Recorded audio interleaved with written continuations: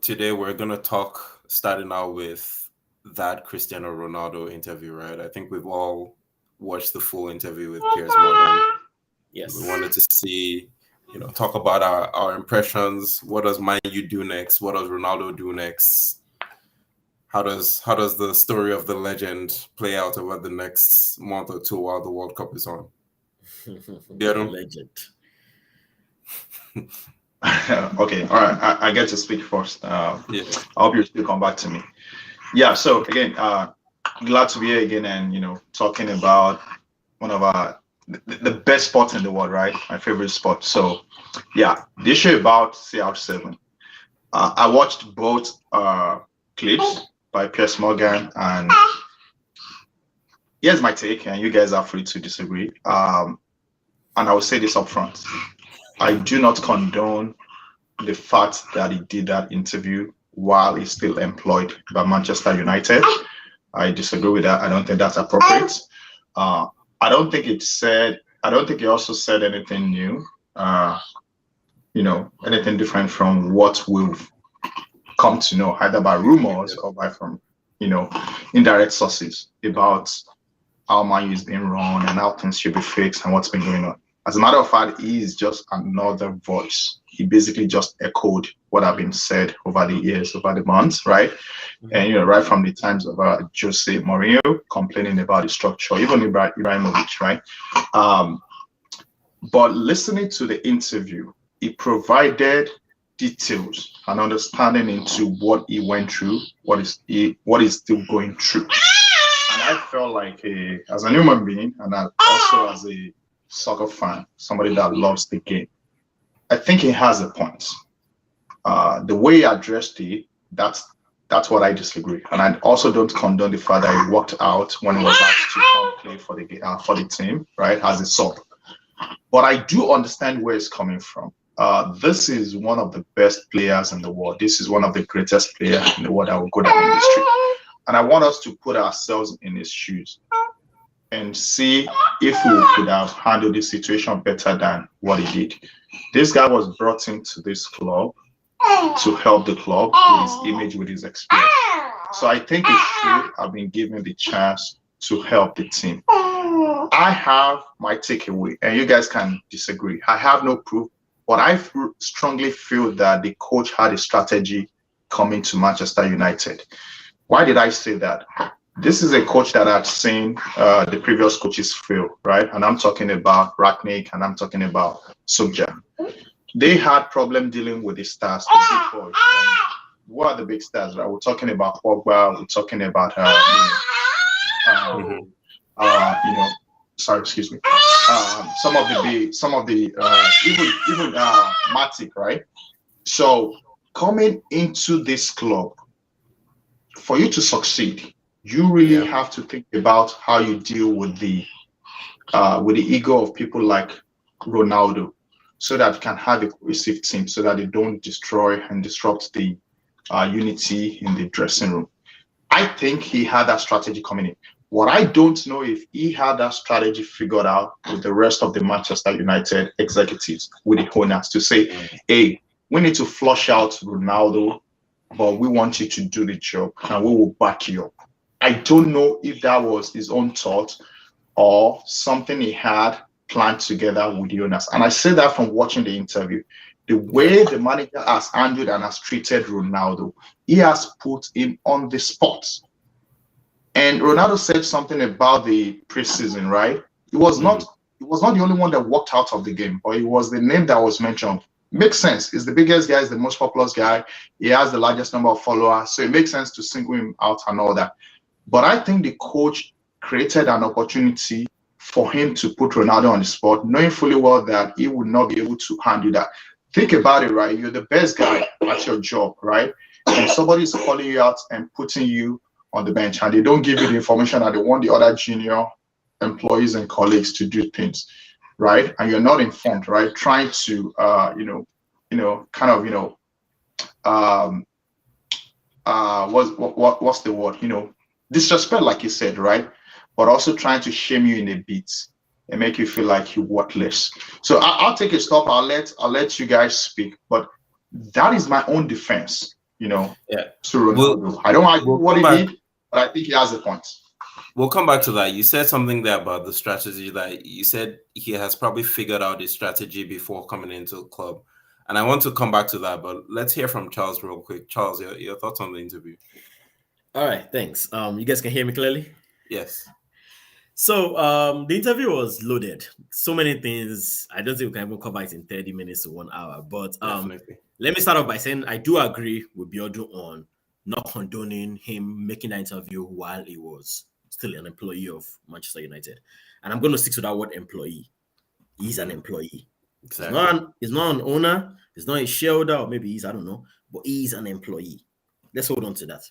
Now, there's so many things I said when we were texting about it yesterday or 2 days ago. There's so many things I agree with him on, unfair treatment. There was a part when he talked about when he was on vacation and his child was in the hospital. After losing a child, he was supposed to have twins, one passed. That's enough to make anyone lose their mind. Exactly. The daughter was in the hospital, you understand? He came back late from from vacation for preseason. They didn't believe him. And that was hurtful. That would be hurtful to anyone. You understand? Mm-hmm. Now, I understand the issue of things going on in private life. And of course, you have to be a professional, all those things. But I also think there's a line to be drawn in the act of professionalism versus private life. There are ways where you will lash out, especially when you feel like you're being maltreated. But I think if you're lashing out, but you're still doing your job, you can talk. But if you're lashing out affects your job, then we have an issue. And that's where I draw the line. The issue of him walking out, I'm moving forward now to the issue of him walking out. I'm not talking about the preseason game when 8 players walked out, he was singled out. Tottenham and City games, right? Yeah, Tottenham and City game. Those are the ones I want to talk about. But the preseason game happened. He was singled out. As you mentioned, Biodun, he's the top guy. It's bound to happen. I don't think that's fair. These are the kind of things that I'll put on Man U. And of course, going back to the strategy thing, they probably had a strategy to kick him out, and this was their process. Process wrong. Now, on Ronaldo's side, you have one job as a footballer: to play football. That's your job. That's your job. It's just as basic as that. That's what you're being paid for. If I had the news tomorrow that Ronaldo had a fight with Ten Hag in training, I understand. He had a beef with Martial, had an argument with Maguire, the captain, in training. I will understand. But on the football field, where the fans are watching, fans pay to come watch you, where your job is, you don't mess up on that. Now, Biodun made a statement yesterday that he's human, he made a mistake. A mistake is once. When you do it twice, it's no longer a mistake. He did it in August, did it in some weeks ago, some months ago. I personally think the ego was the issue, not even the personal things going on in his life. And he said it yesterday, that I'm not like a player you bring him for 3 minutes. I'm sorry, you are a footballer. Yes. It's the job of the coach to figure out the best team. Team meaning the best players to play to deliver the result for the team. If you are not included in that team, it's just the way it is. Your job is to play football, whether you play for 90 minutes or you play for 3 minutes. Whether the coach brings you on or the coach refuses to bring you on, that's the coach's decision. So if you feel the coach is forcing you out and trying to... No, it wasn't the only one. Maguire was benched. Why is Maguire not lashing out? There was so many guys, Luke Shaw was benched. So my point is, there's so many things he could have done. Walking out and refusing to come on to play wasn't one of them. That was where I drew the line, like, nah. That's not the way to handle it. Yeah, and the way he expressed it, if you noticed, it was like a finger wag, which is to me a clear sign of disrespect to someone who is supposed to be your manager at work, right? Exactly. Forget about the reputations and what you've done at work. At the end of the day of the job, you are the manager is the manager and the player is the player. Exactly. Regardless of who you are in the bigger perspective. That to me, that's the overall point. And it goes back to, you asked a question earlier when you started saying, what should Man U do next? Mm-hmm. It's time to let him go. Yeah. It's time to let him go. Because honestly, he's a legend of the club. Yeah, we know that. But no doubt. Does the club want to move forward or they want to remain stagnant? Yeah, we understand the issues of their facilities are not updated, all those things that you call, like as Biodun said, it's not the first to say it. All those things are not new. You understand? But the players are still playing regardless. So if he can, at this point, they've reached a point in a relationship, club and Ronaldo, where there's no going forward. Because if you keep him how does the manager manage him? How do the teammates feel? Like, oh, we can say stuff in the media and we'll let go. And no, there's no repercussion. There's no consequences. Those are things you have to look at. So I personally think it's time to let him go. I don't think they're talking about let him go and doing a lawsuit, all those things. Nah, there's no need for that. Just let him go peacefully. Everybody go their separate ways. He goes to a different club. He's still a legend of the club. Historically, it's going to be known. But at this point in time, it's going to be a point where if you keep him, then you're affecting the team and the managerial power. And once that is disrupted, it's going to show in the performance of the whole team. Yeah. That's just my take.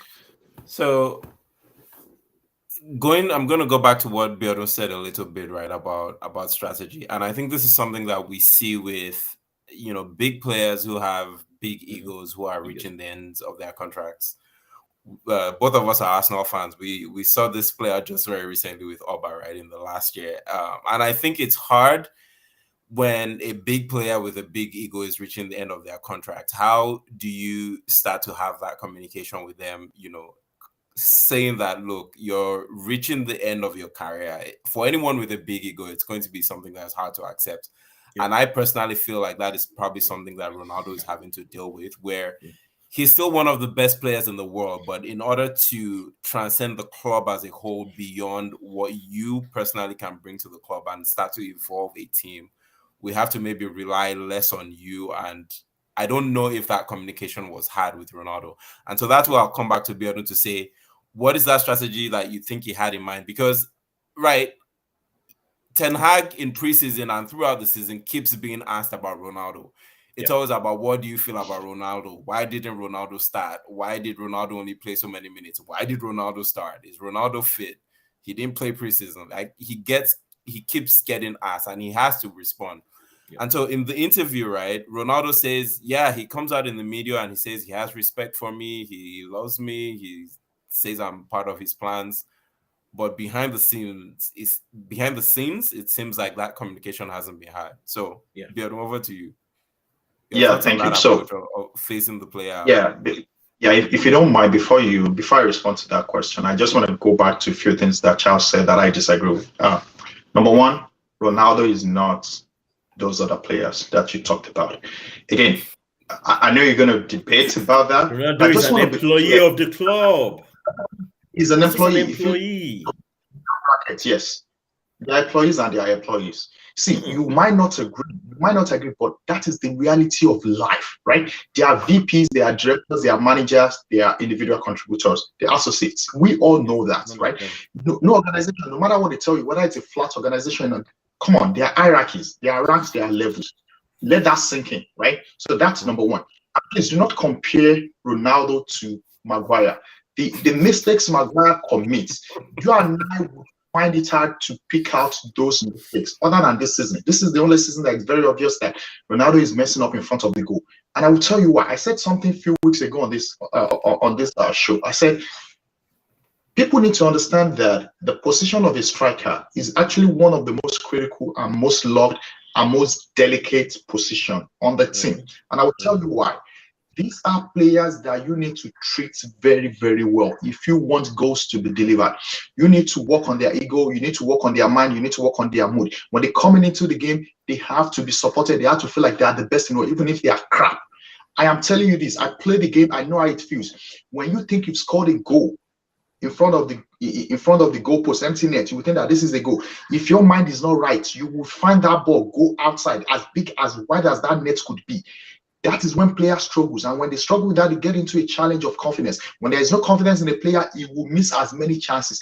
Get the best players to pass the ball. Get Kevin De Bruyne, get Zidane, get Ballack, get all these people to spray them with passes. They will not score. I am telling you that. You can disagree with me. Speak to people like Darren Bent. They failed.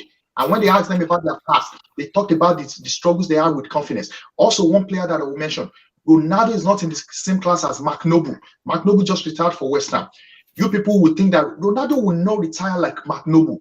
That is an humble guy. That is a player that was dedicated to West Ham. He wasn't known beyond outside of England. That's the truth. I'm not trying to shame Mark Noble, but that's the truth. He wasn't known outside of England. Ronaldo has 43 million, even more than 43 million followers on social media.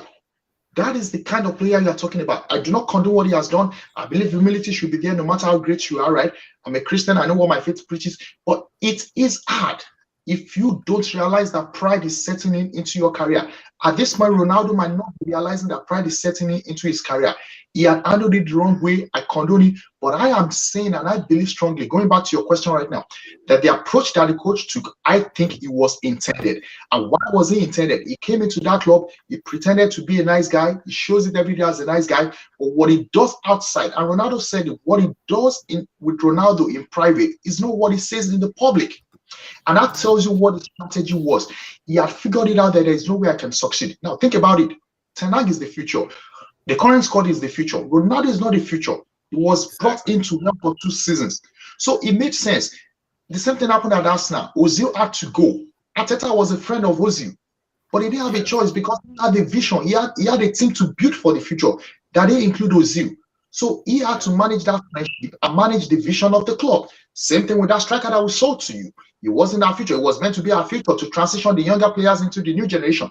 But he couldn't do that. He got the contract and was okay. And there was no fire, there was no hunger. And he started messing up. You cannot have that person stay in your dressing room. I don't think Ronaldo should stay. I never thought Ronaldo was ready to play. See, they both had strategy. Ronaldo knew that was his end. And he did it very close to the World Cup. Why didn't he do it 2 weeks before? Why didn't he do it 3 weeks before? Ask yourself. It's a strategy, yeah. After the very last game. So he had his own strategy, the coach had their own strategy, the club had his own. He said his last word. Know that. Piers Morgan asked him, do you think you can go back? He's like, I don't know. We'll think about it. He knew he was going. Now, I'm hearing thoughts that Chelsea might want to buy him. Good luck to you. Again, I don't think Ronaldo is as chaotic as these other players that we've had, to be honest. I don't think it's as chaotic. I think it's his ego setting in. Now, you talked about players not playing football. You said the only job of an employee to do his job is his job. You need to convince me that Ronaldo was not doing his job. No, you tell me. He's doing his job. He is doing his job. You brought him 3 minutes and he said he could not. I am bigger than that. Anybody could have said that. Was that right? No, I disagree. That wasn't right. But if you like, no, I am not hurt. I am not injured. I am fit. Why would I come in 3 minutes before if you're not trying to shame me? And that is the point that I want us to address. The coach wanted to shame him. He was not ready to allow that. He's not Mark Noble, for Christ's sake. Mark Noble sat on the bench. His last match, he was brought from the bench so that the fans could give him honor. This is not Ronaldo. He said he wants to play till 40. He's just 37. He's not ready to quit. He had a contract in Saudi. He didn't take it. So you need to understand where it's coming from. Again, at the end of the game, at the end of this thing, Ronaldo is the loser. And I agree with that. He didn't handle it the right way. He shouldn't have done that. Maybe he should have added a clause when he came in. And again, this is a lesson learned for all professional and other athletes, which I learned greatly from that. No matter what your heart is telling you, no matter what your emotions is telling you, let your professionalism and your business mind kick in. I think he shouldn't have signed for Manchester United, and I'll rest my case. And he said that. He said that so that he became emotional. That was an emotional decision, not a logical decision. But let me say something real quick. Yeah. Before I say what I wrote in response to what you said, Ayo, you asked earlier about how should he have been done. I agree with you. They should have had a conversation with him before they signed him. That you're not coming to play full 90 minutes. You're here to help the young ones get in. Now, to go back to what you said, Biodun, I understand. I played the game too. I understand what you're saying about confidence, butter up a striker, all that stuff.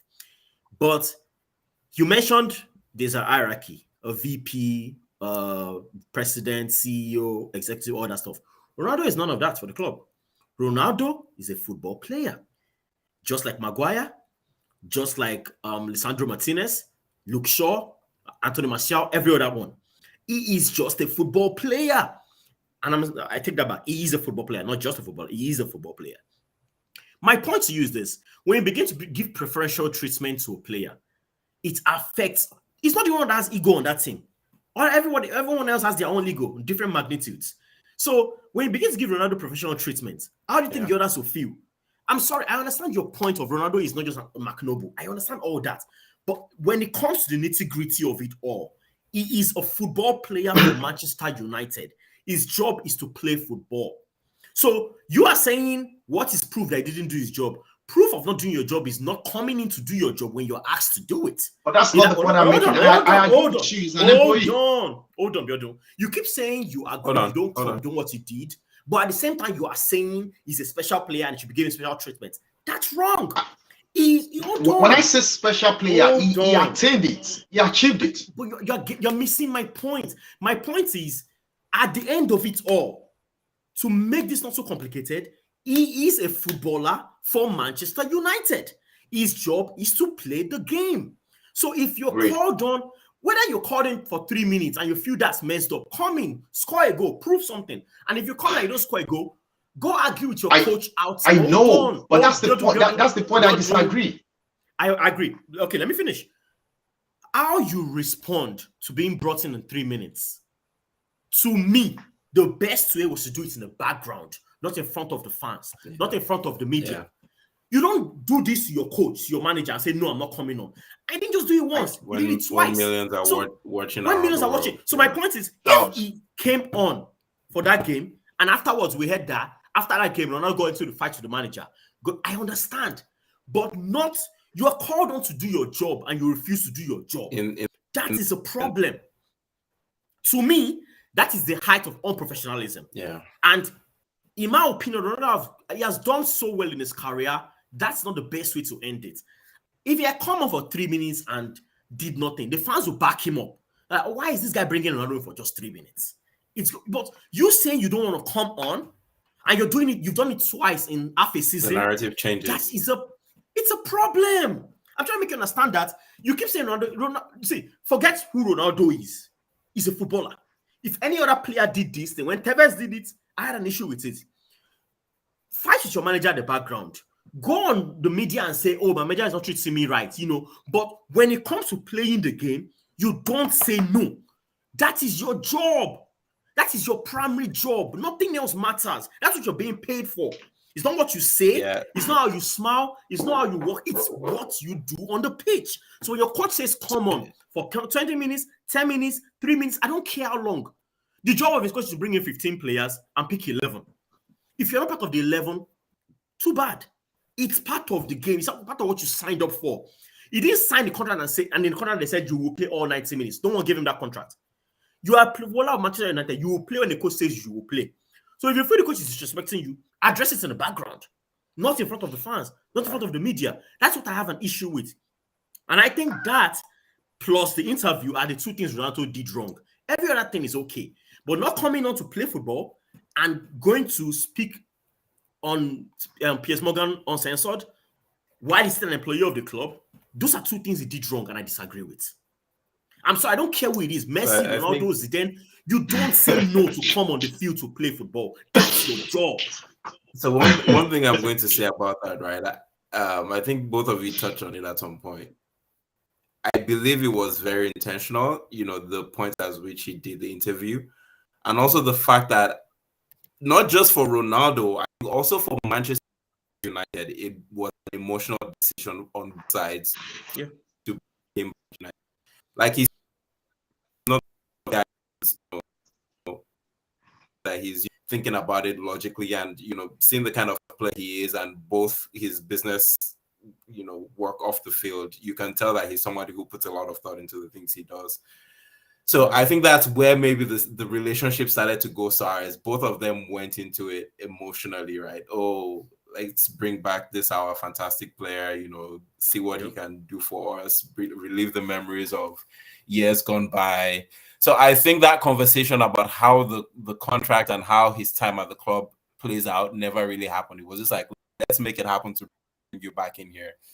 Also, I think him doing the interview now was intentional to get him to break his contract and not come back, right? He has legal advisors. This is someone who has the best people in the world advising him, right? The kind of money he makes. So I'm sure there was a lot of conversation that happened behind the scenes before the decision was made to come onto the screen and say everything that he said. I think it was a way to end the relationship. Everything that he has been coming out unintentionally, I think, in the heat of the moment on the right, with him walking out, with him refusing to come on, with him not being available for preseason. I think the interview was just a combination of saying, let's make a clean break. So I personally don't think he's going to end up back at Manchester United come the end of the World Cup. Also, I saw an article that came out that said that Manchester United has informed his reps that they are planning to terminate his contract, and that they will And sue him. They will sue him if he tries to fight it, because usually what happens, right? Like we saw that in the case of Oba and others, you either pay off some agreement or you pay off a portion of the contract, even though the player is not going to be there as an agreement to tearing up the contract. And I think Man U, of course, will want to, break that, because they're paying this guy nearly £2 million every month, right? So if for a 6-month contract, that's 12-15 million that they could use to buy a decent player that they probably don't want to shell out. Yeah, can I jump in real quick, right? So I agree with you. I mean, for me, I don't think anyone will not figure that out, that Ronaldo was ready to end the contract. He knew what he was doing. Like you said, I totally agree with you. He has access to the best advisors in the world. He has access to resources. Why did he do it? Why did he call Piers Morgan and say, I want to do it now? He knew what he was doing. He knew he was going to World Cup. He said that would be my last World Cup. If he doesn't get a club, he's fine retiring in a low-level club for 2 more seasons for him to get to the peak.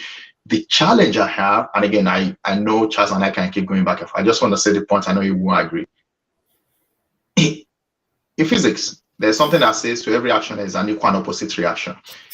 What Ronaldo did, we are looking at the surface. We're not looking at what's beneath, right? What he did, it was planned. Somebody already figured out, we got to do these things to him. This is how he's going to react. They already knew. They knew how to touch, they knew what to press to make him react that way. So it was well set up. Ronaldo was set up for that, and he fell for it, right? Just think about it. He wasn't injured. He's sitting on the bench and he's looking at players that I'm like, if you were in Real Madrid, you should not be training with me. I'm just saying, I'm not in his mind, right? And you see those players starting before him. That is how you address the ego of a big player. That's what Ten Hag did to him. He did that to him on purpose. Now, asking him to come in 3 minutes wasn't the first time, because you keep talking about that. No, he played the City game. He played against City. He was left on the bench.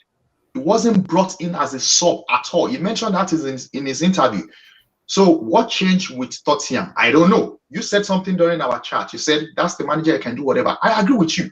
As an employee, our manager can do whatever. You sound like you don't, but keep going. Exactly. No. I agree. I get the point.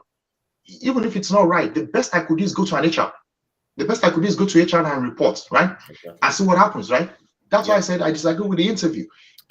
There is nobody to go to. That's the point he's trying to make. This is well set up. He believes that some owners and some execs were involved. So there's nobody to talk to. He already figured out and he knew that, okay, I think it's time for me to leave. Ronaldo already had concluded and said, it's time for me to leave, but I'm not going to leave gently. I'm not going to leave kindly. I'm going to mess this thing up for you. That is what he did. The lawsuit against him talked about, if they find out that he's in the breach of contract, then they will sue him. So I hope his advisors actually look into all the clauses and everything inside, because he might lose at the end of the day, the way these things are going, right? Because if he breached contract in any way, I don't know, I'm not a legal person, I'm not a lawyer, I don't know. But if he breached anything, he might actually lose the money. They can terminate the contract. We have the same issue with that striker that we sold to you. We could not break out the contract. Now, whose name you can't mention? I don't see you talking about that, but I see you channeling your passion and energy towards CR7, and I don't see you talking about this other guy. Do you know how much that guy did? It's the same thing. It's the same unprofessionalism. But because he was coming to your club, you turned a blind eye to that. This is a guy that showed up for training late many times, having COVID, having parties outside of the COVID rules. That's number one. The day he went to Barcelona, Arsenal was not aware that he already traveled. So I can tell you million things that he did. I have never seen you channel your energy and channel the same passion towards that attitude. I rest my case. So let me respond to that. Let me respond to that last part. When you talk about players. Yeah, let me respond to the last part. So I'm talking about Ronaldo because we are talking about Ronaldo. We're not talking about Aubameyang, whose name you can't mention because of how much you dislike him. But FYI, everything Aubameyang did in Arsenal, I was never supportive. I didn't talk about it because if that was the case, then you should have been very vocal about him coming to your club. You shouldn't have agreed to the fact that he came to your club. Biodun, hold on. One, everything Aubameyang did in Arsenal, he did a lot of wrong, silly things. You understand? But Aubameyang left us now in a ridiculous way. All those things were wrong. Aubameyang went to Barcelona, then came to Chelsea. There's a long road. There's a long process, 6-month period in between. Him signing for Chelsea, I never supported it. But it wasn't my call to say yes or no to it. He's in Chelsea now. Yeah, he's a Chelsea player now. I hope he starts scoring. He scores goals. That's the summary of it all. Deliver on the pitch. That's Everything else. Hold on. Deliver on the pitch. Everything else is extra, which goes back to what I'm saying. Everything Aubameyang did in Arsenal, ridiculous. Messing up the mood of the dressing room, throwing parties, showing up late to training, ridiculous. If we are talking about Aubameyang, if we had the Aubameyang section, an Aubameyang podcast, I will blast him as much as I'm blasting Ronaldo right now. You understand? Okay. Now, did Aubameyang ever say no to coming on the pitch to play? Did that happen? I'm not sure it did. So because there's no point. I mean, we didn't need him. Hold on. What I'm saying is this: everything that a footballer is doing, it matters because you're a role model to young kids. You have fans, all those things. You're affecting your other team. Those things matter. But I think the biggest thing to offer your team is your best on the pitch. I keep saying it because you're an employee. Agree. Everything else is extra. Yeah. If you can't, but we need our managers to help us to deliver the best. If you can't offer your best on the pitch, I question your professionalism. So my point is, you keep saying you need to do this to make him the best, deliver because the striker. I'm sorry. Give the best to all your 30-something players. Striker, defender, goalkeeper, whoever you are. Give the best to everyone. Let everyone bring their best. That's the one. If you're giving your best to your striker because you want to build his confidence, you're going to neglect. It's like having 3 kids and giving the best to one. You're going to neglect 2. Give your best to the whole team. And the moment a striker's ego goes to the point of refusing to play for the team, we need a goal. We ask you to come in because you're a goal scorer and you say no. Then you are affecting the whole team. Why would I give my best to you? So my point is, I see where you're coming from. You keep saying you disagree with what he did, but you understand it. I understand it. I'm saying everything he did was a response. Premeditated. That's the point I'm saying. It was premeditated. I understand. It was planned. It was a setup. There are ways to do it without being unprofessional. Without being. So let me ask this question to both of you, right? Yeah, go ahead. Let's say Ronaldo remains wherever it is. I mean, with everything he did, right? Let's switch. Let's flip the switch on the management and the character of Ten Hag. Well, I don't want to use the word character because I don't know him. Let's just flip the switch on the way he managed. Let's say he managed it differently without the strategy built in. Would we be talking about this? Think about it. Answer. No, that's my question. Can you answer that? We would. So I'm going to answer the question. We may and we may not, because one thing is this. We know how big Ronaldo is. If he was brought in and told, we won't play you 90 minutes because we want the young kids to play, would he have accepted? We don't know. I don't think he would. I don't think he would have accepted. So we wouldn't be at this junction. Exactly. But let me now say something. Because you are a big player and your ego is so big, you want to play all the time. I understand that. It also goes down to the fact that you care about yourself more than you care about the team. I understand that also. But in Ten Hag's defense, go look at the stats. I saw it 2 days ago. Man United win record without Ronaldo is in the 75th percentile. With Ronaldo, 25%. Under Ten Hag. Their win record without Ronaldo, when it doesn't start or when it doesn't play, is way higher. And that is exactly what I was going to come to, right? So looking at it purely from the perspective of the manager of Ten Hag, right? You have a player, we know who Ronaldo is, but you have a player who hasn't gone through preseason. We all know the impact that preseason has on a player through the course of the season. It's a long season. If you miss that portion where you get to build your body up, there is no doubt you will be below your peak. And I think that is exactly what is happening to Ronaldo. So looking at it purely from the perspective of Ten Hag, I can completely understand it. I was looking at those 2 games, right, where he was thinking about bringing him on or not bringing him on.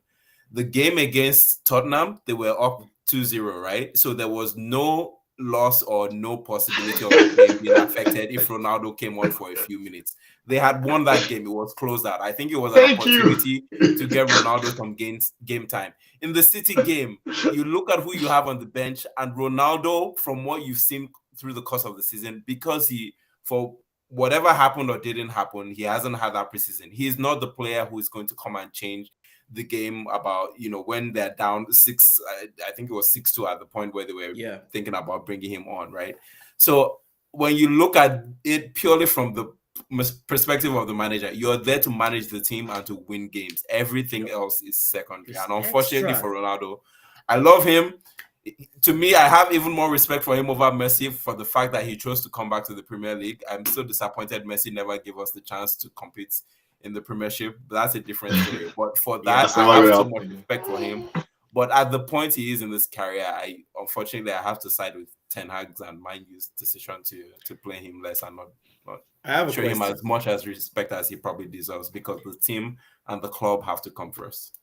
I have a question, which I guess everybody I know disagrees with me. But before he signed for United, you knew I was going to bring it up. He was offered a deal in the Saudi club, right? Yeah. For 350 million. No. That was after his first season, though. Hold on. This just happened last season. Yeah.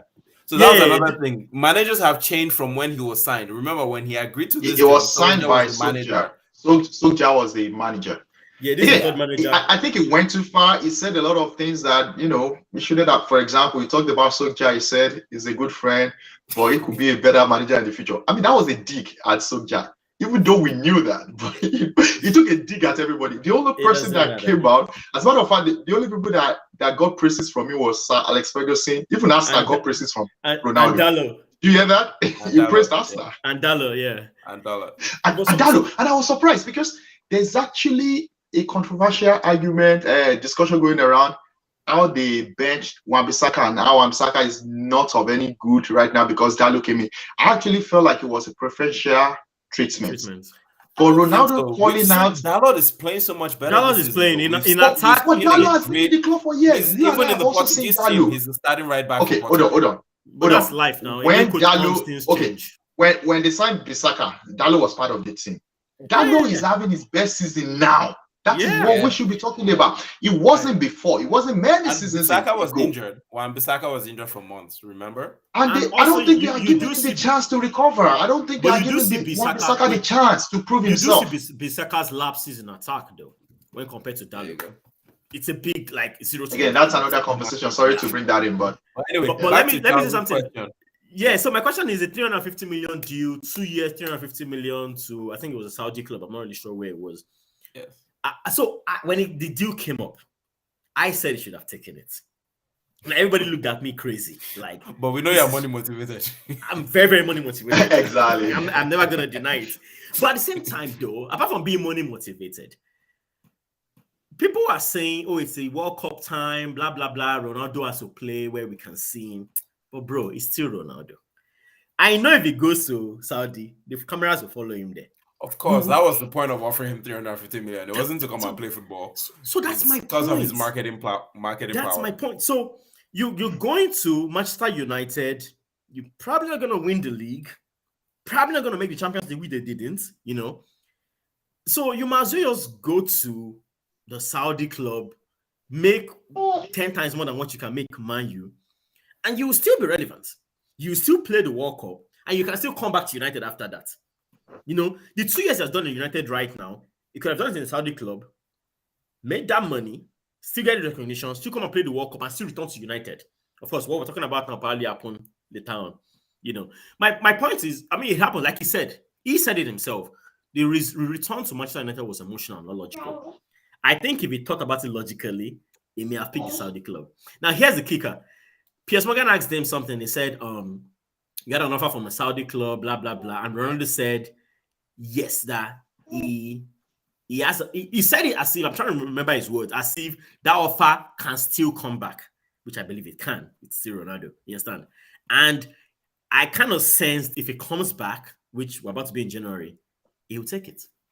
Do you guys think that can happen? Who take it? It could be also be from the Japanese hold on. league because let me flip that question around real quick, right? And no disrespect to anybody here, but Charles, let's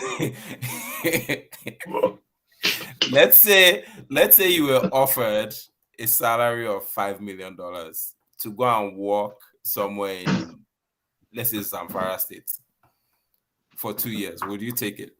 How much am I making now? I guess the answer is yes.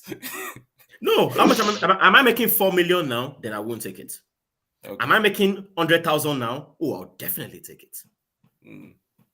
It's all logical. For 2 years, 2 years is gonna. So I think it's an ego thing with Ronaldo, right? Yeah, it is. He's played for the top clubs all his life. He's not going to go to a club that has no. Exactly. I think all the answers were revealed in the interview. He said it by himself, and he said something that he didn't say that I've always believed for years. I don't think Ronaldo will retire if Messi is still playing. People might think I'm crazy, but that's his best competition in the world. And I said this thing on our chat before the season started. When this Saudi thing, I said he's not going to take it because Messi is still playing in Europe. Why would he go? He's older than Messi. Messi's about to join MLS, though. No, just hold on. Then let Messi take that step. Then he can take that step. This guy said it in the interview. He said, Piers Morgan asked him, when do you want to retire? He said, I don't know, but I want to play till 40. He talked a lot about how he has kept his body. Nobody does that sacrifice, and you expect him to go to Saudi when his vision. That's why I like the guy. See, I don't like what he did. I don't like all this thing. I don't condone it. I won't train people. I won't train myself to be like that. But a lot of lessons learned on how to be a professional. And he said, I would like to speak. I would like to write books on how to win, how to be a professional. This guy sacrificed for what he's enjoying today. He trained his body. He stayed away from several things. He stayed away from certain food. All because he wants to play till 40. Come on, man. I don't think not let money take that away because you know that money will come. You said he wants to play till 40. Going to Saudi doesn't mean he'll stop playing. That's number one. Number two. No, said at the top league. He said it in the interview. He said playing at the top level. Remember when he took a dig at Rooney? Said I'm still playing. Said I want to play at the top level. So top level to him is Europe. I know. Top level to him is European League. So what I'm saying is this. I also think. Well, I guess my next statement is: do you think Ronaldo could ever take that Saudi deal if he comes back? Better before 40 or after 40? Let's see. I think he's at a crossroad right now that he will take anything that comes in January. You see, he knew what he was doing. He knew he was ending his Man U contract by granting that interview. He knew that. I don't think he will take anything. He's not going to end up. Let me not say anything. He said something. He said, I have few options. He said, not many. He said, not many, but I have few options. So obviously there are options, right? Now, this interview will change because now you'll be seeing presidents of club thinking about who wants to pay the salary, number one. Then who wants to bring somebody. He has to go to a club that they are not trying to build. If you're trying to build players, the way they've described Ronaldo, young players, he should come on loan. They struggle making decisions. They struggle playing at their peak when they play against Ronaldo.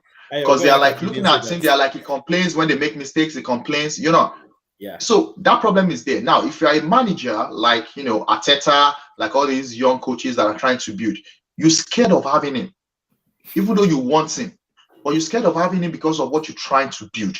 So I think his chances might reduce with this interview that he granted. Yeah. And he has to come to clubs that can afford it. And there are very few of them. As a matter of fact, there's a report that Man City denied they were considering having him. Now, I don't know whether Ronaldo will speak to that. I will not expect him to lie on a live, interview, which we kind of knew the Man City rumor was kind of true before the whole. But why is Man City denying that though? We don't know. To each his own. But I was going to say, so let's run this Cristiano Ronaldo section off by where do you think he's going to end up come January? Let's end it on that. Maybe we should make it a two-part question. Where do you think he could end up? Where do you think he should end up? Okay, fair. He could end up in Chelsea. I say that because one of the biggest issues for Thomas Tuchel before he left was he didn't sign Ronaldo. Wanted to sign Ronaldo. Well, Todd Boehly, the new owner, wanted to sign Ronaldo. Tuchel refused. Tuchel refused because he spoke with Ralph Rangnick. And Ralph Rangnick told him, do not sign Ronaldo. It's not the best for the team. That's one of the main issues. Oh, really? So we not about German, right? But who's Ragnick? Who's Ragnick? This is me speaking in Ronaldo. It was the Man U coach at that point. I know. That's what Ronaldo said in the interview. Nobody knows him. Todd Bowley, on the other hand, I think he's still a big fan of Ronaldo. And we all know Graham Potter, he doesn't have a say as much. He'll take anybody that they give to him. So Chelsea may still sign. It's a possibility. Cool. Okay. Should, my opinion, go to Saudi. Maybe even win the World Cup, then go to Saudi for 2 years and then come back. Well, let's say he doesn't win it. Whether he wins World Cup or not, go to Saudi, collect the 350 million to 400 million, then come back. So at 39, you can still sign with an European club, 1 year deal, and retire at 40. That's my take. Okay. Yeah. So I think Chelsea is an option. I think PSG is an option. Considering the moves that would happen in that, then PS kind of teased that and said, "Oh, by the way, would you guys give us? You are Messi, can you give us that?" I don't know if he was teasing that, but that's possible. Let's Neymar exit in January. Let's Neymar exit and let's have Messi and Ronaldo for a final year and let everybody. You said Neymar, not even Mbappe. Mbappe will be the one exiting with all the drama of Mbappe. Yeah. You understand? So that's a destination. Now, if he's going to cut down on his fees, he might just go back home, just go back to Portugal, go back to Lisbon. I don't think Ronaldo is ready. I don't think Ronaldo is considering Saudi, Japan, or MLS yet. He might consider it next year, but now I don't think he is. And he knows that he's not getting back to Man. Because think about it. Before the interview, he was getting benched and he was coming in 3 minutes. He knew that. I think he thought about it to see, would this thing change? And he already concluded that this thing will not change. This guy is going to emulate me and is going to bring me down to the very bottom. I would rather speak out first and I will leave. I think that was his decision for granting that interview. Okay. Hey, what do you think? Where could he go? I don't know, because I don't think he will be at Man U in January for sure. Now, where will he go?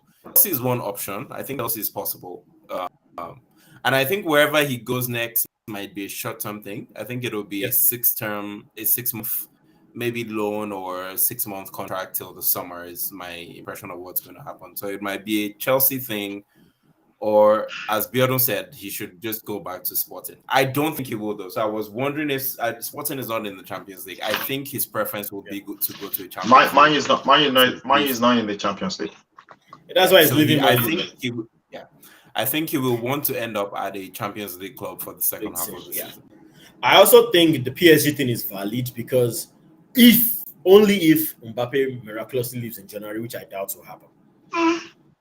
Because if Mbappe leaves in January with all the chaos they say is going on, they will not true. I mean, think about it, right? You can get the 6 months. Everybody got a deal till the end of the summer. To the end of the that relationship. I think everybody got a win-win, right? Man U sold number of jerseys, record sale, right? Yeah, they got their money for it. So again, I don't care about these people because it's all business. They brought him for a deal. They had a win. Ronaldo had a win. He scored hat-tricks. Remember, he scored 24 goals, I think, last season overall. He scored hat-trick like 3 or 4 times last season. Yeah, just remember that, right? So it was good for him.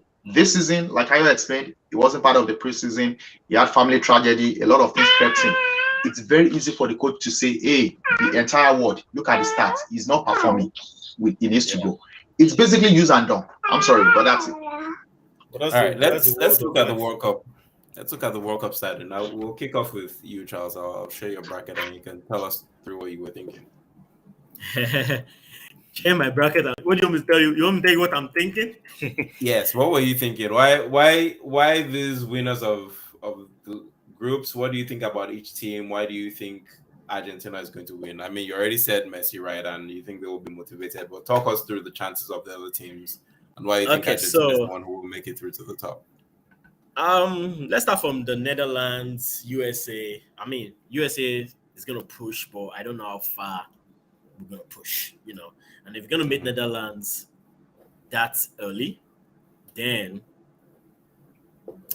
I don't see them getting past Netherlands. And I assume it's possible, but I don't know if that would happen. So I'm going to talk about the winners. Netherlands, Argentina, Spain, Brazil. Yeah. Netherlands is a team that we can't really. They are unpredictable right now, in my opinion, because they've been silent for a minute, but I think they're having a comeback. Argentina, it's Messi. They have one of the best win records for countries right now. People don't really know that, but they haven't lost in quite a while. After what I saw in Copa America, Okay. I know that is a team that can fight to the end. And they know it's Messi's last World Cup. They'll give their all. Mm-hmm. Spain, Belgium, debatable. I chose Spain because I think overall they have a better team. Belgium is the golden age, like they've been saying. There's hope for them. That could go either way.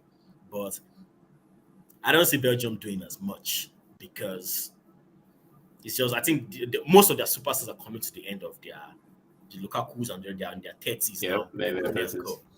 Brazil, Portugal, same thing with Portugal. Their superstar is Ronaldo, the likes of Fernandez. They are there as a team. It's too early to meet Brazil because of the team Brazil has. It's just too early. So moving that further, I'm pushing Argentina all through because Argentina is Argentina. Like I said, they're gonna push. I'm giving it to them because I just believe it's Messi and Ronaldo's last World Cup, and I think the better player will come out on top because he has the better team, in my opinion. Brazil is gonna push for a while, but I don't think Brazil will make it to the final because they are the most voted to be in the final. But this World Cup is gonna have a dark horse, which, as you can see from my pick, it's Uruguay. So if I'm looking at your pick, right, it seems like you picked Spain to come. What position in the group? First or second? First. Okay. So you think Portugal will come second in that group? Yeah. Okay. Why do you think Uruguay will be the dark horse? There's always one in the World Cup. Why Uruguay? It was a coin toss.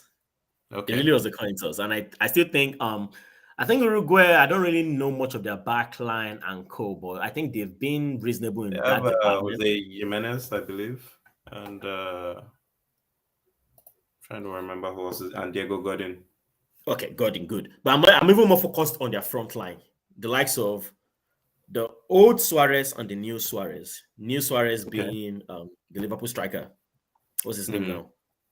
Darwin Núñez. Yeah. I don't know if Cavani is going, but that's on Cavani's in the squad. Yeah. He's in the squad. Great. So that front line right there, there's a relationship I think they have, and they have things to prove. Suarez kicked out by his old club. I don't know if he's retired now, whatever he's doing, but Suarez has something to prove. Cavani kicked out by Man U, has something to prove. Núñez hasn't done well so far in the EPL, has something to prove. So that front line is going to be so effective. It will make them the dark horse of the competition. So I think they're going to that's the squad for Uruguay. Oh, let me see. Nice. Okay. Araujo is okay. It's a very very, very reasonable squad. Yeah. So it's I mean, like I said, the dark horse is a coin toss, but I think Uruguay is a very reasonable team to pick. Now, I said Brazil would not make it to the final. I can't believe that. Yeah. Okay. Yeah. Biodun? Yeah. Well, great analysis. Again, this is a pick I don't do well with making predictions and gamblings and stuff. So I would take it if my prediction didn't work out. This is just me going with knowing the qualities of the players.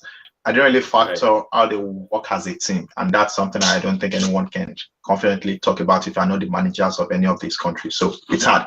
So basically, my picks were based upon individual, talent, right, and what I see them doing. You talked about Uruguay. I agree with you. They've got Valverde, right, which is a rising star. I didn't even know until that is a place for Uruguay, right? So anyway, if you jump straight to my final, this is a repeat of France 98, like I said, except that I'm picking Brazil this time. And that's because of the home factor that I think France had in 1998 that made them win, right? It was a shocker. Everybody thought Brazil was going to win right in front of the home fans, but France came up and showed up, and Zidane was spectacular. So France 98 will forever be my memory. But I think this is a repeat, and this is what will boost Brazil to the victory because they would want to pay France back in the same coin. So they will be ready, and the coach will be telling them history of what happened in France 98 so that they can do the same. Netherlands, US, I think you have the same page, Charles. Netherlands, Argentina, I think Argentina will go through. Netherlands has a strong squad, but not in the 90s like they used to be. Those guys are no longer there. They are no longer strong. Van Dijk is even slowing down. So I don't really see them going past Argentina with the kind of squad Argentina has. Now, whether Messi is on the team and is his last World Cup, I don't think it's a factor for me. You can disagree. People will play for the fact that they are part of the national team and they want to like forge their own lane and prove their own self right.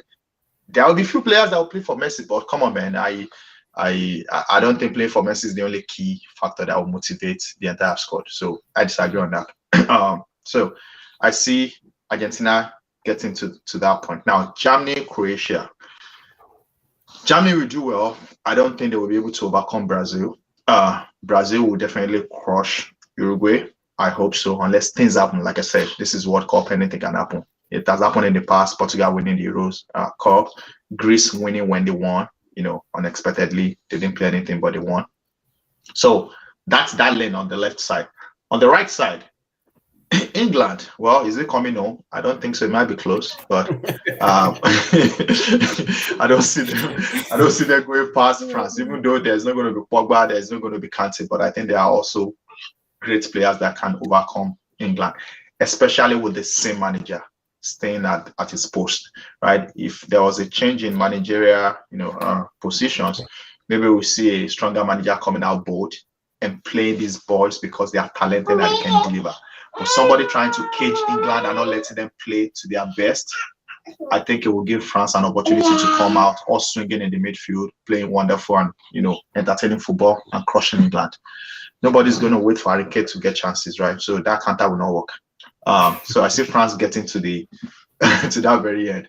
Now, this one I'm not really sure about it because I really thought about Belgium, Spain, but eventually I gave it to Spain. Spain has been disappointing over the last 10 years. I don't know if this will change. They dropped the jar, they dropped some players that are notable that we know, but maybe something will bring up the Spain squad. Yeah, let's look at the Spain squad real quick. I just realized I didn't get to talk about the right side of my bracket. Oh, okay. Yeah, you can have a repeat, but this is my turn. Yeah, are you bringing up the Spain squad? Yes. So, okay. So the Spain. Yeah. It's still a very strong squad, in my opinion. It's still, but I still question why Simon is the starting goalkeeper. So Simon was. I think it's a coach's decision, right? Yes. So I'll tell you why. Because Spain's game focuses on possession, and Unai Simon has been the starting keeper for a while. Even at the Euros, he was the starting keeper, and it's due to the fact that he's very good with his feet.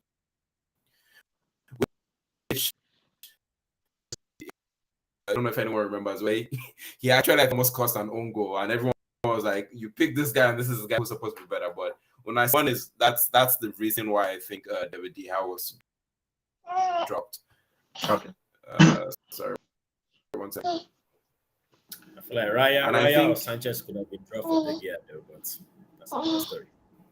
So I think that's it, right? It's what we talked about with Ronaldo. You're starting to look to the future, and it's who else, if we're thinking to the future, De Gea is 31 now. If you're looking to the future, you want to look at players or goalkeepers who are also able to play that possession football, and I equally as De Gea is. So I think that's what it was. Yeah. Still a very strong team. Yeah. So can you just stay? It looks good, but I mean, there are players there that you and I would probably agree that they shouldn't even make it. I don't know what Eric Garcia is doing on this list. I don't know what people as slow as Sergio Busquets is doing on this list, but that's fine. That's okay. If they will start, if they won't start, I don't know. I don't think they'll start ahead of Rodri. Yeah, you see people like Alvaro Morata still playing, and that gives me concern. Chelsea needs a striker. Not to see that name. Just the way you feel about Alba, that's how I feel about. Maybe you should be heading back to Chelsea. But again, these are great players. Laporte is there. Jordi Alba. Dani Carvajal, that was a very great performance during the last year Champions League. Carvajal still has it in him, so they're okay. I picked them, like you said, 10 years, the last 10 years, it's not been so good for Spain. So maybe they can turn it around. But I picked them over Belgium. And that's because Belgium has scored, but they've been totally underwhelming for the last few years. People expect them to do something and they totally disappoint. So this time around, I'm not sticking with Belgium. I'm taking them out of my favorite, Now, Spain, Portugal. I give it to Portugal. I actually think that this is the most overlooked squad in this World Cup. And I had this discussion with Jonathan a few days ago. And that was when he broke down the players. Can you please bring up the squad, the Portuguese squad? And people need to be really, really afraid. If they win the World Cup, honestly, they deserve it. But would they make it? I don't know. Now I dropped them because I feel like they might lose to, France, which kind of like a repeat of how they won the Nations Cup against France. Now look at this squad. Are you bringing it up? Yeah. Once I see that squad, I need to switch my brackets and put Portugal ahead of France. Because I think France is actually defective in a lot of things. With the things that have been happening, the Pogba incidents, I think it's going to be a most watched game of the World Cup, France-Portugal. Number one is a repeat of the Euros Nations, 2000 what was that? 2016 thereabout, right? Yeah, you're assuming this will go through though. Yeah, you're assuming it will happen. Yeah. One way or the other, France-Portugal has to meet. One way or the other, go and quote me. I might be wrong, but one way or the other, we should see France and Portugal meet. Okay. Right, and that's going to happen. Okay. It's the Portugal. All right. Squad. Okay. So, is this the Portuguese squad? No. Yes, it is. Yes. Yes. Okay. Jose Sa Wolves, right? Patricio is what club now? Roma. Roma went to Patricio. Yeah. He left. Okay. Okay. Now look at these defenders, right? Gallo, Cancelo. Come on, man. Pepe, Ruben Diaz. This is a solid squad. This is like a very good squad. Now look at the midfielder. Rafael Leao in front. Yeah, Arsenal is actually interested in that guy. And see the midfield. See the midfield, right? And see the attackers, man. I think this is a very good squad. Yeah. You have the France national team. Yeah, France national team. Let's see. Yeah, so France, my issue with France is their mid, because I spent some time looking at all those squads. Yeah, France, they lost a couple of players, and they don't have my favorite Chelsea player in the squad, so I can kick them out. Give me a second to bring that up. If Kante was playing, then maybe I'll consider them. He's injured, man. Yeah, he's injured. He's not playing. No, Kante is out. Pogba is out. There are rumors of Benzema being injured. I don't know how true that is. Really? Yeah, the rumors of Benzema and light injury. Benzema and Nkunku picking up injuries. I mean, did you hear about the French guy that was called up last minute, and that guy actually injured a Moroccan or a Tunisian player in the French league? Did you guys read that story? There was this guy that the champs just called up a few days ago. There was a game in League One that he kicked. He actually injured. Was he Moroccan or Tunisian? And that guy is out of the World Cup. And now he got a call up. Wow. And they asked the chairman, like, yeah, these things happen. Did you hear about that? If you bring up the French national squad, maybe when you see his name, you would know him. Yeah. But and he came in for Kibempe. Kibempe injury then. So that guy was the call up to replace Kibempe of PSG. Yes, sir. Yeah, can you zoom in a little? Here's the squad. Yeah. Okay, so that guy Atsu Disasi was just called up 2-3 days ago. Atsu. Him? Okay. Yeah. Okay. Yeah, if you click on his name, like Google his name, you would see a story about how he injured a Moroccan or Tunisian player a few days ago, and that guy is out of World Cup. Interesting. Probably Tunisia, since they're in the same group. Yeah, I think so. Because people are like, was this deliberate? Like, what's going on? Now look at that midfield. Kamavinga, man. So again, you will miss Kante, but I don't think they will miss Kante a lot. Now I don't know about that boy again. I don't know why he was called up. I don't know how he made. Sorry. Experience. That was my minus against France. That midfield is inexperienced. Yeah. So I'm guessing. Yeah. So you only have three reliable players with experience, right? I mean, Rabiot is a little slower now, but he has that experience. Yeah. I think he can help there. But Tchouaméni is just developing. Camavinga I mean, these two guys are small, but they can do the job. So how they will handle the pressure of World Cup, I don't know. I hope they start find out. Guendouzi. Right? No, I think that's again, it might be risky. They might regret it. He's a talented player. He's a talented player, attitude-wise. Very much. You know, pride. Yeah, he might start doing some things that I don't know, but for the coach to have him, he's probably seeing something different. So what I was thinking crazy. for France, right, to balance them out was I would probably play 4-4-2 if I was the manager, if I was Deschamps, right? Because I'm thinking, how do I limit the inexperience of playing three young midfielders at a stage like the World Cup? And for me, it would be that I play maybe Camavinga and Tchouaméni in the middle of the pack, and I play my experienced Mbappe and someone else, maybe Dembele on the wings rather, and play maybe Giroud and Griezmann up top, or Giroud and Benzema, or some combination of that up top. I agree with you completely, because even if I'm going with three, right, my reliable three will be Camavinga, Rabiot, because Rabiot can sit.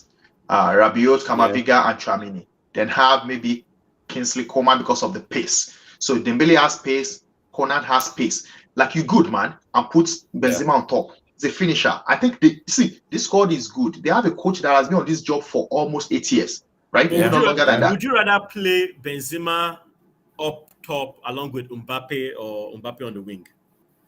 No, Mbappe should play on the wing because he can give me fire. I need fire, man. You have runners. You have Conan. You have Mbappe. You have Dembele. These are runners. Don't put them up front. Let Benzema stay there and finish the job. Let this guy rampage anything. Oh no, I was going back to when Ayo well. said playing two up front. I was saying, would you rather play Mbappe and Benzema? I mean, you can, but he's going to play like Jesus. He's always going to come back in the midfield and get the ball and run. Even if you play him in 4-4-2, Mbappe will always come back and get the ball and run. Okay. Yeah. Okay. So it's dynamic. He's not going to stay like Mbappe and Benzema up front. So yeah, back to my bracket, man. So that's the way I see it. Again, this is where I think I might miss it. Let's say something happened and Portugal wins, then that changes my bracket. But I feel like France might still come up on top against Portugal. Then that brings me back to France 98, like I said, and I give it to Brazil. Okay. Okay, so here's my bracket. Let me zoom in a bit and make that bigger. Okay. Brazil. Yeah, it's Brazil so for me as well. Portugal. Yes, so that was one difference. I picked Portugal. Serbia for me is a dark horse, but I think because it's Portugal, they get to mid very early on. I think they will fall to Portugal. So that was one maybe difference from from the other brackets that we've seen as well. Poland, I think Poland will also be a shock qualifier and make it through the group with I think Mexico. So to fans in Mexico who are expecting a lot from Mexico, I think Mexico will not make it out of that group. I think that is what I chose too, exactly like that. Well. Yeah. So those are the main things I would take. Would call out from my bracket. Argentina, I believe Argentina will fall to Brazil. I think that's where some of us. So Biodun, our semifinals are very similar, exactly the same actually, but just with the slight difference. The only difference is you picked Portugal coming out. And for me, you picked Poland. The semifinal stage. I think at the semifinal stage, I think that inexperience might count a little bit against France. And Portugal is very experienced, and I watched our game against Nigeria. I wasn't very impressed with what I saw from Portugal in that team, but they have enough quality and experience, right, that they can make it count when it matters. So that's why I picked Portugal ahead. The US, right, our adopted country, I think the US is good enough to qualify out of the group, but I think inevitably Netherlands, I think it's still too early. Let's look to 2026 to see if they will make a shock run. I think those boys are good. The likes of Weston McKennie, Tyler Adams. They don't have a striker, is what I'm calling out for them. They have people like Timothy Weah who would run, do a lot of work on the wings. But when you look up front, I don't think this is Jordan Morris's level, or Pulisic will be enough to make that much of an impact in terms of creating goals for the team. So I think they will fall short in terms of quality. They need to find a really, really good striker ahead of 2026. I think the plan for I questioned Germany. I really debated because Croatia has a very strong squad as well. Yeah. Brazil too. And I questioned whether they would make it past these two, but I don't know. Again, it's what I said about US just now. Germany doesn't have those finishes. They don't have. Yes, it's Germany. Like when it comes to the big stage, they always deliver. They don't have a striker. The Germany. It's a national team. So forget whatever else is going on. It's a national team. They will play. They don't have a striker. They don't have a quality. They don't need to have a striker. Can you pull up their squad? Germany doesn't have a striker. They do need a striker. I don't know what you're saying, but can you pull up their I know. I'm just saying. I'm just saying. Yes, there's no striker, but we'll find a way around it. So you guys are picking Brazil to win. Brazil for me just has enough quality, enough experience. I mean, that's what they said during Copa America, and so what Argentina did to them in the final. That right there, I watched that final and I realized that there's something Brazil has. I mean, Argentina has a Brazil. Well, maybe they have it, but they're not displaying is heart. Brazil, they're a bunch of talented guys. Every single role complete. But so do you see a lot of Neymar was the key? Hold on, we'll come to Germany's account. But if Neymar was the key, I would agree with that. But because they have the likes of Richarlison, the likes of Rafinha and Vinicius, those three play with heart. And I think that's also why Jesus and Martinelli made it into the squad ahead of the likes of Firmino. Because Jesus and Martinelli, they will run until you literally have to chop up their legs, right? Those guys will run with a broken toe for you. So I think that is why that is why I'm picking Brazil to still come out ahead, even though they're the favorites. But here's Germany. Again, Charles, Germany has the legendary Champions League winner Kai Havertz. That's what I'm telling you. There's a lot of experience on this team. There's no. Again, you might be, but look at this, right? Have oldies. You have oldies on this team, man. Right? Sometimes World Cup, you just need players that can be calm even in the microwave. You have some of them here, and you have boys that have been tested, right? Serge Gnabry might be young, Leroy Sané might be young, but they've been tested. These guys play for Bayern Munich. They play at the highest level, right? So I don't know about this Kai Havertz, but I think he can make magic. They don't need a striker, but Kai Havertz can improvise, right? Now, the forward is not that strong. Go ahead. No. I think I was just saying the forward might not be that strong, but you have players that can improvise. You can play 4-5-1, to be honest. And if you remember Ayo very well, Germany has played in a way whereby they actually made Thomas Muller be the striker. I don't know whether that's what this coach would do. So you can see Thomas Muller coming up and playing that fake striker. This Germany team, they do a lot of different tactics. Yeah. But I picked them to come out first in their group, right? At that level, I think there's no question they will win their group easily. But I think when you start to get into the later stages and it's just that extra bit of quality, I think they might fall short. So I picked them to cut against Croatia because of that, because I think they will figure out how to make it better. But I think against Brazil, that little lack up front.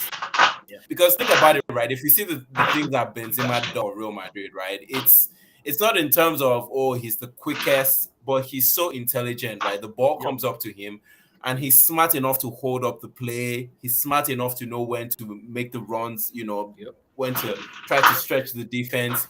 He's smart enough to play players in. And I think that's maybe that little bit of quality will be missing up front.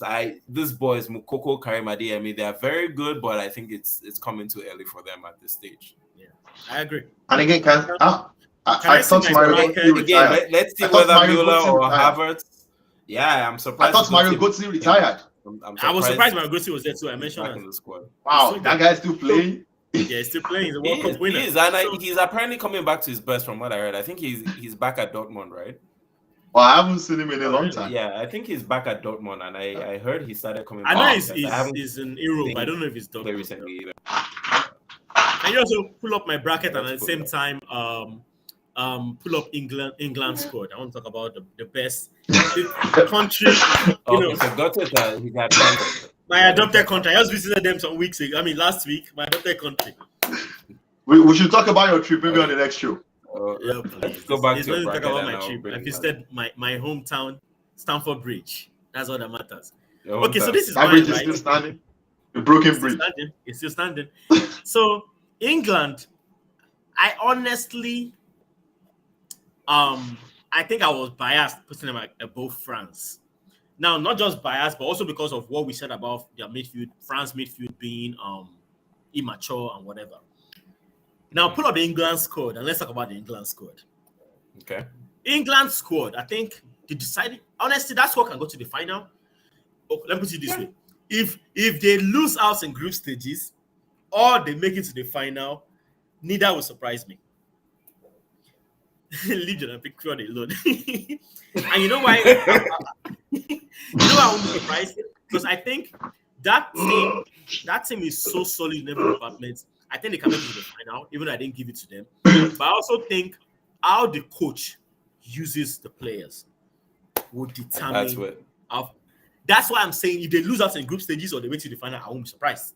Honestly, whatever they do in the World Cup, I won't be surprised. Now, this is a loaded team. James Maddison finally made it to the team. If James Maddison can stay fit, if Maddison can, I think where is Maddison going to play? Tell me, what formation are you playing that will fit in Maddison in this squad? That is Southgate's job. If Maddison how would you play Maddison in this squad? He'll play behind the striker. So now, who are you going to sacrifice? How I flip it could be a 4-5-1. Which mean play? Mount can come on the bench. It's fine. Mount can play on the wing too. I won't start him on the wing, but he can definitely play on the wing. Now, the point is how the coach uses them. I really, really, really am looking forward to seeing how the coach uses it. Now, let's go back to my bracket and let me see who I put to beat England. I think it was Uruguay. Dark horse. Maguire, the dark horse. Okay, so I put the dark horse too. So that right there can be flipped either way.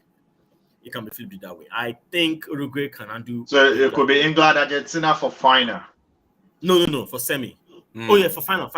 Sorry. Yeah, for final. If they made it true, right? Isn't that a repeat of a World Cup? Who played 1986 World Cup? Was it Argentina against who? We have to check that. But yeah, I think it could be England, Argentina, or Argentina, Uruguay. But honestly, England, I'm really, really, really looking forward to what you. Okay, it was Argentina, West Germany. Sorry. Okay, can I see Argentina, West Germany? I also want to see their defense. I want to see their defense real quick. Whose defense? England. Yeah. I think you already had it up earlier. I already told you where they're going to do. So there are two things for me with England. It's Southgate, and I like Southgate as a person, but I haven't been impressed. And when did the fact that he sticks to Pickford in goal. I mean, just from what I see, right? When you listen to him talk in interviews and so on. No, he's a calm guy. That's all we know. He's a calm, he's a cool-headed guy. Level-headed. Honestly, and I saw him play too, right? Yeah. I have no. I think it deals with a lot of problem that any manager could do, which is he came in to the job at the point whereby England has one of the best generation of talent. What he could not overcome is how to then manage this squad and pick out your best 11 and play them in the best way that could give you an optimal result. I think every manager will struggle with that. And I think if you took out Southgate and put in Zidane, you would have won the Nations Cup, you would win the World Cup, you would win anything until these guys all retire. That is it. Zidane knows how to manage. Whether you have 30 best players in the world, he will play you. Same thing with Belgium. My issue with Belgium is Roberto Martinez. Again, very good guy. He, excellent speaker. You watch him in, the studio. You watch him give interviews. Very well spoken, very intelligent. But I think he wasted Belgium's generation. Okay, so the next question is: what are your starting lineups for England? That's your question. I'm not getting into that. I'm not interested. Why not? Who's your goalkeeper? I'm not interested. I already wrote them off. Really? Who's your goalkeeper? I already said I would asked you start because I Biodun wanted to over see how you would Pickford. fit So James, for me, James Maddison. I agree with you that he's a great player. My question was just that how would you fit in James Maddison into a starting 11?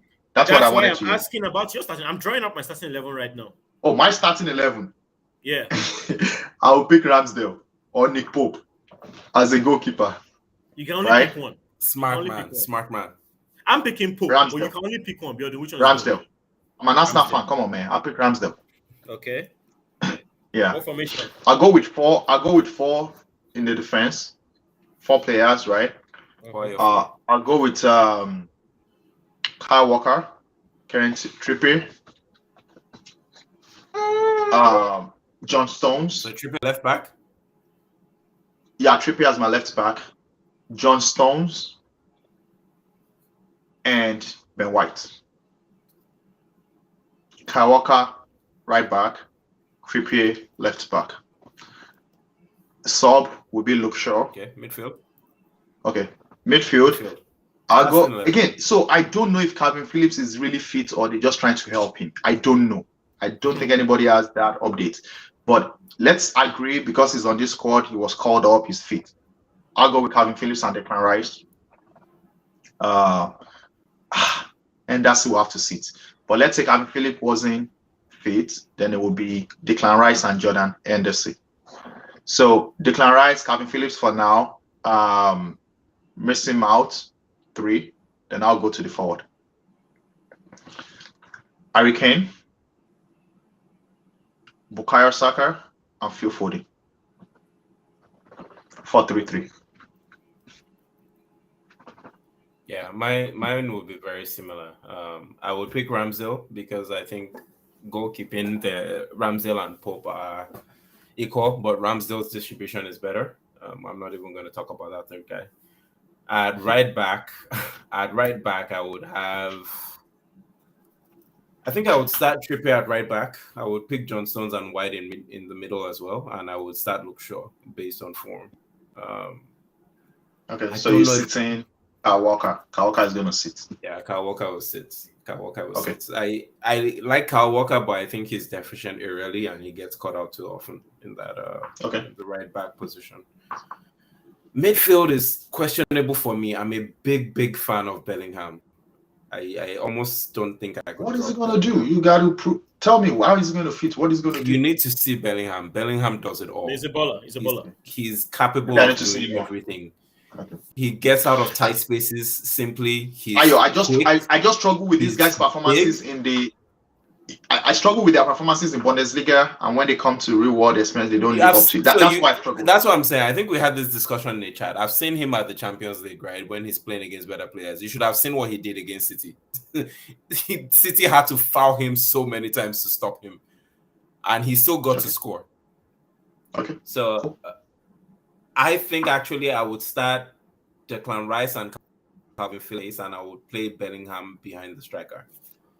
Okay. That's a questionable decision, but I just feel like I can't drop Bellingham. So it will be like a 4-3-3, like a circular 3, right? Where one is not right behind the striker, where those 3 are rotating.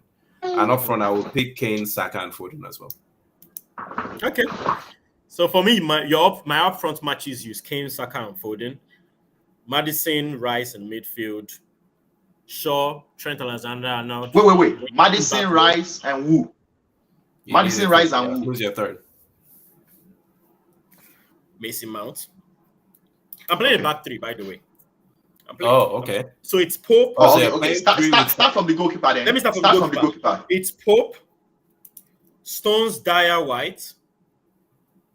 Okay. Stones, Dyer, White. Okay, 3, back 3. Trent, Rice, Shaw. Okay. Maddison up front, in front of Rice. Kane, Foden, Saka. Okay. Which I think is what Southgate might likely play. I don't think Ben White will start because Maguire, but I think Maguire will come in for White. Yeah. So that's where I know. Nobody picked Maguire. Squad. That's the captain. Because I thought it was going to do that, but I'm changing it. Yeah. So the Dyer, Stones, White thing, I think is solid with Pope behind them. Rice is right up front, so I think that's good. The only issue is that Shaw is good. Trippier will be his backup. I was tempted to put Kyle Walker as my wing back, but Yeah, I think I'd rather do TAA there. Even though with defensive lapses that people talk about and we see once in a while, I'll take that gamble with Trent. And of course, Saka on the right, Foden on the left, Kane, Madison behind Kane. And of course, Mount can come in for Madison, they can flip it and whichever way they want to do it. Calvin Phillips, honestly, deep down, I'm not sure how I'm even going to use him. I'm not sure. He's such a brilliant. I mean, if he's not fit, there's Jordan Henderson. So. It's only if he's not fit. But Calvin Phillips is undroppable for England when he's fit. Okay. Yeah. Let's see what Southgate does. I'm glad Conor Gallagher is going. I don't know if he's going to play, but I'm glad. Yeah. Again, it's a very balanced squad. It's a very balanced. They will never play. They are there for the experience. Mm-hmm. They are the future. So but their forwards are loaded though. Kane, Wilson. Very good forward. I know. Again, if things don't work out, right, that's why they are here, right? If I can get $100 million Grealish, they have Callum Wilson that can step in. Yes, but we gotta play Jack 100 million Grealish. That guy. Wait, sorry. What squad? The Cameroonian squad. Sorry, the Cameroonian squad or the Senegalese squad. Where's he gonna play? sorry. Good one. I'm trying to find out. Does he have a dual nationality or what's going on now? We shall see.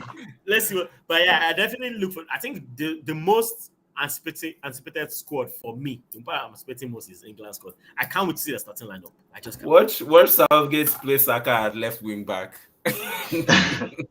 I'll just switch to CNN. I'll switch to CNN. I'll come back at the end of the game. So in summary, you two are saying Brazil to win. I'm saying Argentina. We shall see. Can I see the Argentina? I think most are. I just want to say those two as well. Yeah, most people are picking Brazil, and that's why I don't think they will win.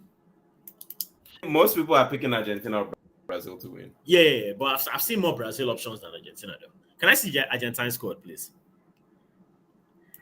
I still think there's something there that you guys don't understand. When I watch Copa America, I don't understand. Let the reality set in. Let the kickoff start. Okay, don't worry. There's some players I've heard a lot about in this Argentina squad that I'm looking forward to seeing. Thiago Almada is one. Otamendi is one. Please tell me you know Otamendi. You're definitely looking forward to watching Otamendi, you know. Well, Otamendi even start. We didn't even start, exactly. Will he even start? So I also wonder when Lisandro Martinez will start. It's good. It's we don't like him, but it's done well. We'll see. No, it's only Ayo that doesn't like him. Me, I don't have any problem with him. I don't like him. I don't want like him either. I think if you play him as a DM, they'll get I like him. I just don't like him as centre back. Okay, fair enough. Yeah, I just wouldn't play him at centre back. Fair enough. Rodrigo De Paul. Is this guy starting? Okay, Lautaro Martinez is starting. You really think this is a World Cup winning squad? I mean, you think this is a World Cup winning squad? Man City will suffer, man, because all the Man City players that are going to World Cup, I was scared they are all the Man City players that are going to the World Cup. They will probably make it to be like at least quarterfinals. Man City is in trouble. Yeah. Except they are Haaland. Haaland is going to be at home probably on the beach or something. He'll be training by himself. You asked me how I line up this squad. Nice. I really don't know, actually. I don't know how I'm going to line it up. Again, what is... They're going to struggle with selection. Martinez, Messi, Di Maria as my forwards. I'll play like 4-3-3. So Lautaro Martinez, Messi, Di Maria. No Dybala? Martinez is going to be in the middle. Dybala will come from the bench. Dybala used to be Ayo's favorite. Dybala could start, but will start in the midfield. Would you bet Dybala, Ayo? Oh, I love Dybala. I do. He doesn't start for Argentina. That's one of Ayo's best players. Dybala. Play Dybala. You play him as a 10, right? Oh yeah, I love Dybala. I love watching him play. Yes, I would play. I would switch him and Messi. So I would have different during the game. I would have Messi maybe in 10 and Dybala on the right, and I would switch throughout the game. You wouldn't know where to find it again.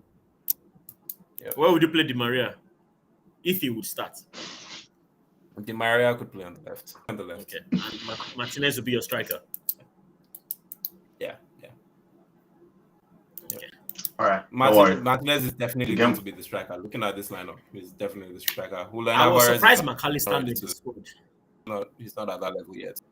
I know. Hey. Where does McAllister? He's in back. Brighton? See that goal. See that goal. Brighton, See that yeah, goal. I was surprised. See that goal he scored in Champions League. That pass from Kevin De Bruyne. And you tell him he's not ready? Julian Alvarez? You know, actually, if Alvarez starts ahead of Martinez, I won't be surprised. Not when there's Ayo. Not when there's Martinez. Ayo. Not Currently, when Martinez is not doing well this season. Currently, Lautaro Martinez is not doing well this season. You know that, right? He's not like doing well as expected this season. Julian Alvarez, I think, he's had more game time. As a matter of fact, Martinez is not doing well. Go look at their games. Inter Milan. Even what's it called? If Lukaku wasn't injured, I mean, they used to play both, like 3-5-2 or 4-4-2 sometimes, and it used to be Lukaku and Martinez. Lukaku has been dealing with injuries, so it's been Martinez and Israel, and he's not been performing. But again, this is national team. But is Lukaku fit for the World Cup? Was he even called up? I don't know. Again, that guy is always overweight. So is his fitness tied to being overweight, or is tied to Lukaku? He's in the Belgium. Yeah. So Belgium. He's in the Belgium. I don't know. Do you have that code? Because Belgium squad, I think a lot of them is their last World Cup. Yes. Qatar. Wait, where's your legend, your Chelsea legend? Did he make it? He's not there. I don't think so. Hazard.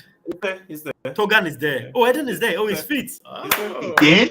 I was looking at his brother's name. Wait, Trossard, Brighton. Yeah. Leandro Trossard of Brighton. Yeah, and he's on form right now. He's on some serious form right now. Bashwani. You know that surprised me. Brighton has quite a few players in this World Cup. Yeah. Ecuador, I was looking at the Ecuador players at Brighton that in the Ecuador squad. Onana, that guy, Arsenal should get that guy. Onana. Moises Caicedo, and there was a third, I forget, that is in Ecuador, from the Ecuador team as well. And they have Trossard. I don't know what Michi Batshuayi is doing there, but we'll talk about that another day. Chelsea legend. No, please don't do that. Chelsea legend. That guy is a legend because he has played at I don't know how many clubs now. I don't know why you are beefing the guy. That guy goes around and plays everywhere. How many clubs have you played for? Well, good question. Good question. No, even Ronaldo has not made the kind of transfer that guy has made. I agree. You are telling me that he shouldn't be at the World Cup. Someone that has played all over the world. He's a world player. He's a world player indeed. You're right. The world player. Come on, man. So I guess final call or maybe question. Will be: do you guys want to change your decision to keep Brazil as number one, or you want to stick by it? Why are you trying to force us to change? You've been saying this. Leave us alone. Leave my bracket alone. I like it the way it is. I'm not changing. Thank you. I'm just asking a question. Do you want to change or not? I'm not changing. Go and change yours. You've seen your Argentine squad, right? Go and change it. I'm not changing mine. You say I told you so when Messi lifts the trophy. But you know what's so funny though? I said this in the group chat. I said this in the group chat some time ago. I said Messi, an Argentina-Portugal final will probably be the most watched thing on TV in the history of TV. Argentina-Portugal final? No doubt. Oh my God. I hope they don't try to make that happen. I wouldn't mind that happening. If that happened, then I think we need to call FBI, DOJ, CIA, and we need to investigate that. Because that must be prosecuted. That must be prosecuted. So is it possible? That picture must be prosecuted. That is the Babanla of setup. I don't understand how the brackets. Let me see. I think no, they're on the different sides. Oh, they are on the same side. They're on the same side. It can happen. Argentina is on one side, Portugal is on the other side. It can happen.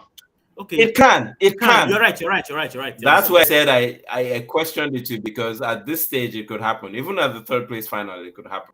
You're right. I'm looking at it right now, and it's very possible. Yeah, it could happen at the third place as well. And Argentina lose. No, they should just save it for the final. So any point after, I think everyone would love it to happen, but I don't think it would happen. If it happens, we need to question some decisions that were made. Anyway, let's look at the Brazil squad and then we'll close up. Say Brazil squad. Anyway, mean, this is So All right, Charles, guys. please take a look at this.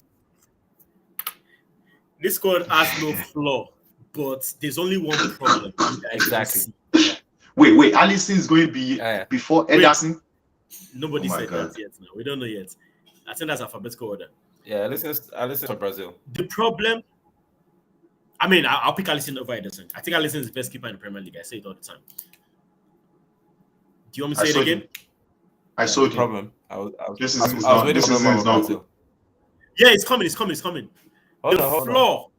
Yeah. The only flaw in this team is ego. Ego. You Where? didn't see that coming. I'm looking for it. Ego. Don't mind it. No, I know where I the ego don't see is. any Don't I mind see it. Bruno Ego is Guimaraes. I know. I see Casemiro. I see Ego is Rodrigo. I know where the ego is. Look at those attackers. Is You it in see the ego is it there. in the Rodrigo? Yeah, I know where the ego is. Rodrigo, Don't mind like it. the ego Don't in say the it. Rodrigo. The ego is in the attack. No, The ego Neymar. in He's the talking about Rodrigo, Neymar. but Leave I it. don't You see the guy. that ego. Bench Neymar once, and then the old He's talking about Neymar. the old team crumble. I know. But jokes aside, this seems like a very perfect squad. Their midfield. Yep. Bruno Guimaraes and Casemiro. Hey, Ayo. Something- You see why we need to get that Bruno Guimaraes? That's the Newcastle guy. Yeah. That guy's a baller. Mhm. That guy's a baller. Ayo. I mean, we're not We getting need him. to wait to destroy Why not Newcastle is just buy Guimaraes in January. Destroy the life of Newcastle. Well, it's not. That's it. They're not. It's not leaving Newcastle. Newcastle can probably. Pay I don't more care. than Let's buy him out. That's what Jose Mourinho used to do. You will go to opposing team that can be a threat for you. You go and buy one player, destroy their own entire This guy is configuration. just dreaming. But just Come aside, on, man. this is a perfect Let's bring squad. money. Let's buy this guy.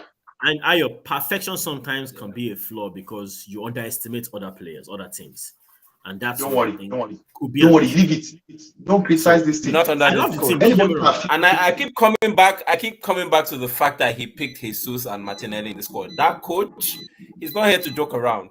He's not here to pick players who have done things in the past. He's here. They are going to work. This team, Wait. Which They Pedro? don't win. Which Pedro is that?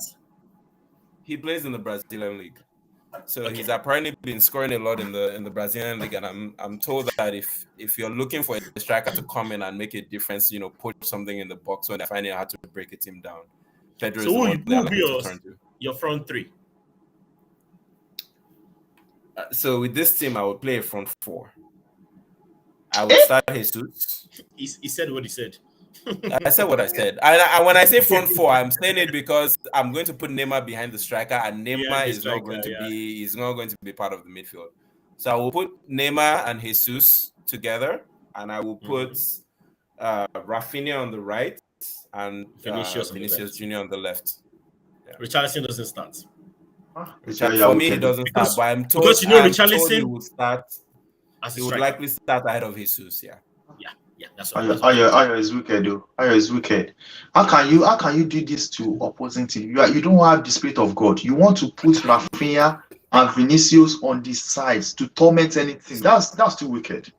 that's his job. That's too wicked. That's the job of the I coach. mean, how can you stop those threats?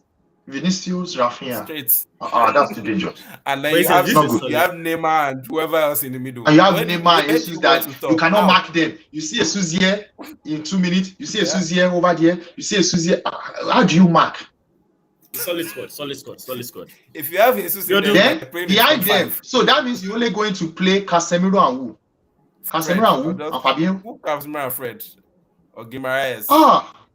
Just stay in the back. Wait. So you're going to bench Fabio? I'll play Casemiro and Fabio. I'll Actually. bench Fabinho. Ah. Yeah. I'll play Casemiro and Fabio. And you can put anybody there. I don't know. So one question, though. I don't know. why Anybody can Paqueta play with starts. Casemiro at this point. You said what? Let me tell you what I don't think know will why happen. Paqueta starts. Let me tell you what I think will happen.